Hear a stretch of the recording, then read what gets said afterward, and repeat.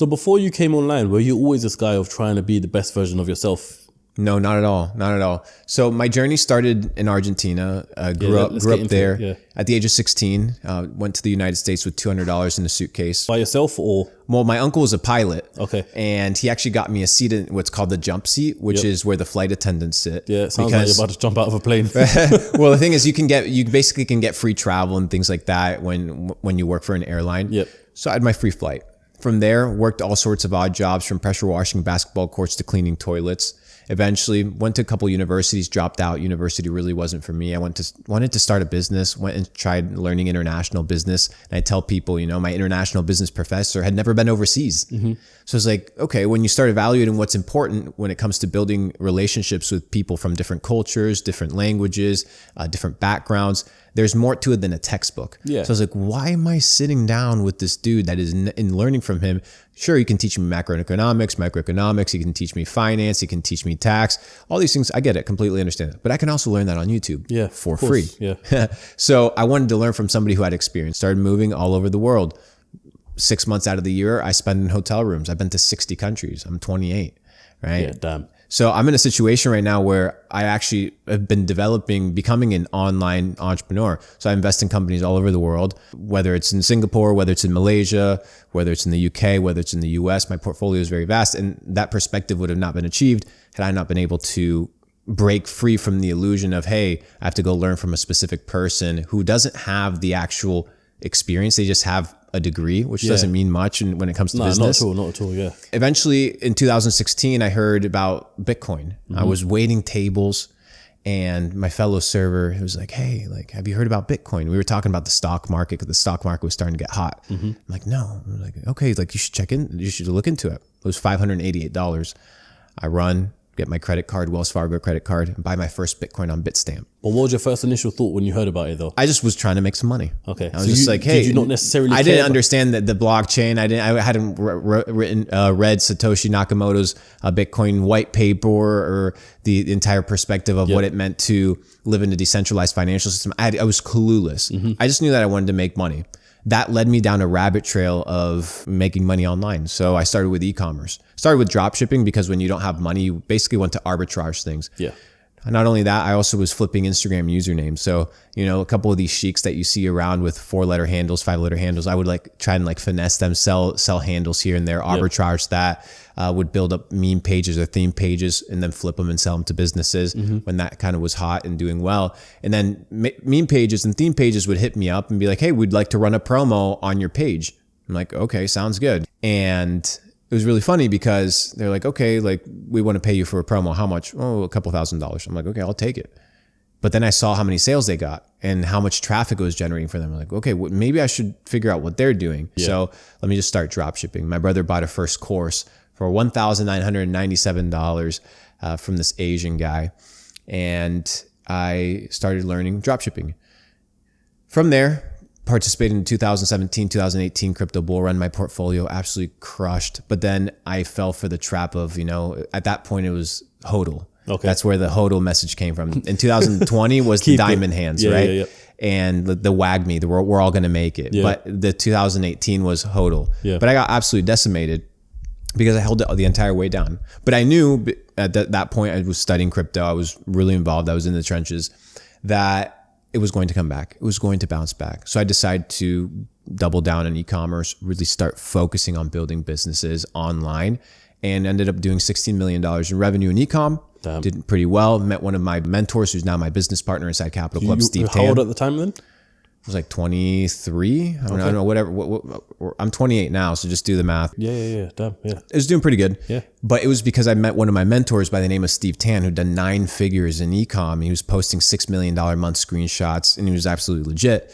And I contacted him. He flew me out to Phuket for one of his masterminds because we connected, we became homies. And he pulled out his phone one day and he showed me an $111,000 day on Shopify, real live. It wasn't the screenshot where you have to figure out, is this person lying to me? No, it was real. And I'm like, okay, there's possibilities, there's potential. He had manufacturing, he had warehouse, he had supply chain connected to all of that. That really changed my mindset, took me to the next level. I mean, he was selling on eBay in 2006. So he's like an OG of ecom. And now he's the president, he's the CEO of Capital Club. I'm the president. We became business partners and kind of are building the network there. But that led me to investing into DeFi in 2019, 2021, 2020. And I owned a 1% supply of a very popular token known as PancakeSwap, which was absolutely revolutionary. Okay. And it did extremely well. I bought it when it was a $25 million market cap, put in $250K. Wrote it to 2.6 billion. Obviously sold on my way up. Made a little bit over $5 million on that play, and that just changed my entire perspective. So it was creating wealth, multiplying wealth, and then I cashed out at $59,000 Bitcoin, which is the preservation wealth. And obviously during the bear market, continued building Capital Club, which is my network and my organization that invest in companies, that invest in entrepreneurs, phenomenal experience. And now pretty much full-time investing in crypto companies, private equity, and obviously my Capital Club organization. See, that's a great way to introduce yourself. A man who's heavily indulged in building generational wealth by the looks of it, right? But I want to go back to Luke Belmar as a kid, because coming to the US and hustling and bustling your way through life, where does that whole entrepreneurial spirit come from? Was it always there from the beginning, or did it only come in when you landed in the US, when you had $200 to your name? The thing about South America and Central America, there's a lot of hustlers and a lot of entrepreneurs. Not everybody can get a job. Not everybody can actually go and get a white collar job at an office. You'll see it. There's a big entrepreneurial spirit in South America and in Central America. So it was always in the back of my mind, I want to do my own thing. But the entrepreneurial spirit, I don't know if it was an entrepreneurial spirit, but it was always a spirit of, I don't want to work for somebody else. I remember I had a job for about 2 months. It was a desk job. And I had to walk to work because I didn't have a car. So I would walk about an hour. I would go in, I'd clock in. First of all, they would tell me how I would have to dress. Then they would tell me, hey, how I was supposed to behave and what I was supposed to do, which is fine. Like if you're working for an organization, you're supposed to comply. I get it. There's rules. But it wasn't for me. And then after 2 weeks of work, I got a paycheck for $800. I'm like, what the fuck? Like I just worked 2 weeks for $800. Just this, For $800. I was like, okay, let me go to Walmart. I go to Walmart, buy some groceries, spend $160, pay for my rent, which at the time was just a room, $350. I had no money left. I had no money. I was like, I cannot do this. So I instantly quit that shit and started figuring out how to hustle and make my own way. And then at that point, I went from working a desk job, and in the US, which for a lot of people, they may not know, you can actually get and make a lot of money waiting tables because it's a tip-based system. So that's where I learned how to talk to people. That's where I learned how to upsell so that people would get more expensive drinks, or they would get the appetizers. So just to make the bill kind of go up because you have the standard 20% tip. Oh, it's 20% across the bill. Yeah, that's like the standard of like what people would consider a good tip sort of a good tip if you have good service. So I was like, I was learning how to make my money. I ended up working at high-end restaurants, made my way to Washington, D.C., worked at high-end restaurants, and the bills would be $700, $800, $1,000. I would close a $1,000 table, I'd make $150, $200 on tips. I'm like, that's a lot of money for this is real money because I get to take it cash. And I would take the money cash, I would deposit it into the ATM, and that would be my Facebook ads for the next day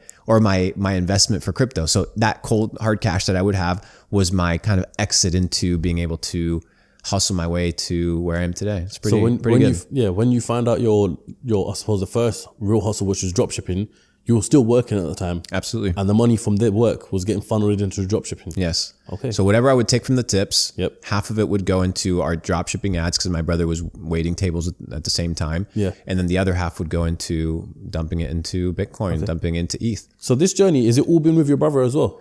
Yeah, I mean, I was sleeping on his couch, you know. I remember getting my first contract when I started doing Facebook ads for companies on Wall Street. They would pay me $8,000 to $9,000 a month. I was still sleeping on his couch, paying him $200 a month just to sleep on his couch. And that's how I started. I already had a 6-figure income because I was getting all these deals, running Facebook ads for these companies because I got really good at it. And yeah, we kind of been hustling from the beginning together. Damn, man.